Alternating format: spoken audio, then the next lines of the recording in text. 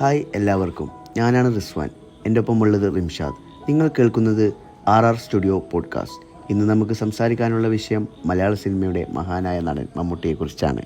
2025 കേരള സംസ്ഥാന ചലച്ചിത്ര പുരസ്കാരങ്ങൾ പ്രഖ്യാപിച്ചപ്പോൾ മലയാളം സിനിമ ലോകം മുഴുവൻ ആവേശത്തിലായി. കാരണം മമ്മൂട്ടി തൻ്റെ ചിത്രമായ ബ്രഹ്മയുഗം മുഖേന മികച്ച നടൻ പുരസ്കാരം സ്വന്തമാക്കി.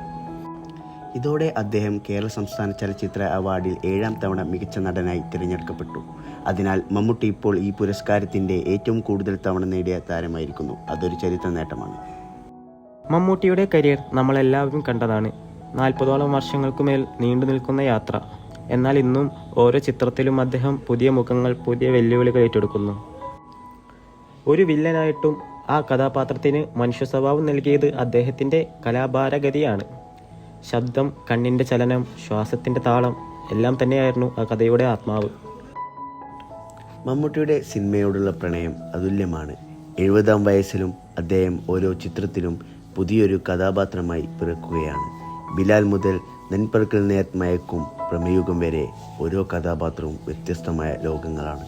പ്രേക്ഷകൻ ആ സിനിമ കാണുമ്പോൾ ഇത് മമ്മൂട്ടിയാണോ എന്ന് ചിന്തിക്കുന്നതുപോലെ അഭിനയത്തിൻ്റെ മായാജാലം അദ്ദേഹം തീർക്കുന്നു.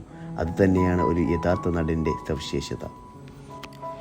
ഇന്നത്തെ തലമുറയ്ക്കും മമ്മൂട്ടി ഒരു പ്രചോദനമാണ്. സോഷ്യൽ മീഡിയയിലൂടെ യുവാക്കളോടൊപ്പം ബന്ധപ്പെടുന്ന പുതിയ സാങ്കേതികവിദ്യ സ്വീകരിക്കുന്ന തൻ്റെ ജോലിയെ ഇന്നും ആദരവോടെ ചെയ്യുന്ന അതാണ് അദ്ദേഹത്തിൻ്റെ വലിയ പാഠം. അദ്ദേഹത്തിൻ്റെ ജീവിതം നമ്മെ പഠിപ്പിക്കുന്നത് പ്രവൃത്തിന് പ്രായമില്ല എന്നതാണ്. എത്ര വർഷങ്ങൾ കഴിഞ്ഞാലും പ്രതിഭയും വിനയവും ഒരുമിച്ചാൽ അതാണ് വിജയത്തിൻ്റെ രഹസ്യം.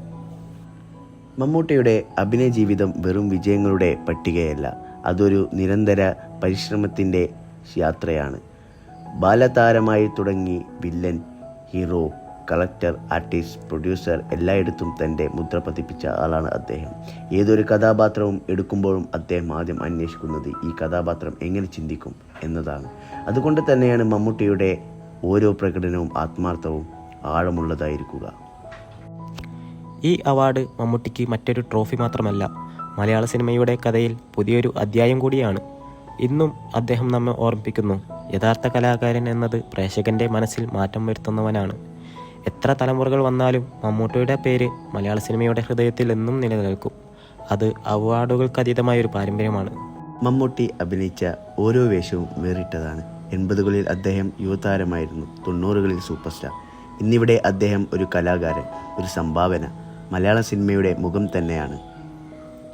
7 തവണ സംസ്ഥാന അവാർഡ് നേടുന്നത് വെറും അക്കമല്ല, അത് മലയാള സിനിമയുടെ ഒരു കാലഘട്ടത്തിൻ്റെ പ്രതീകമാണ്. മമ്മൂട്ടിയുടെ സമർപ്പണം, പ്രൊഫഷണലിസം, ആഴത്തിലുള്ള കഥാപാത്രബോധം അതാണ് അദ്ദേഹത്തിനെ അനശ്വരനാക്കുന്നത്. ഈ നേട്ടം കേവലം മമ്മൂട്ടിയുടേതല്ല, മലയാള സിനിമയുടേതാണ്. ഓരോ യുവനടനെയും പ്രചോദിപ്പിക്കുന്ന മാതൃകയാണ് അദ്ദേഹം. നമ്മൾ ചെയ്തതിലേറെ ചെയ്യാൻ പറ്റും എന്ന ആത്മവിശ്വാസം നൽകുന്ന ഒരു കലാകാരൻ. അതുകൊണ്ട് ഇന്ന് ഈ എപ്പിസോഡ് അവസാനിപ്പിക്കുമ്പോൾ ഒരു വാക്ക് മാത്രം: നന്ദി മമ്മൂട്ടി, മലയാള സിനിമയെ ഉയർത്തിയതിന്. നിങ്ങൾക്ക് ഈ എപ്പിസോഡ് ഇഷ്ടമായെങ്കിൽ RR സ്റ്റുഡിയോ പോഡ്കാസ്റ്റ് ഫോളോ ചെയ്യാനും ഷെയർ ചെയ്യാനും മറക്കരുത്. അടുത്ത എപ്പിസോഡിൽ വീണ്ടും കാണാം. സിനിമയുടെ മറ്റൊരു മനോഹര ലോകത്തിലേക്ക്. റിംഷാദ്, റിസ്വാൻ, നന്ദി.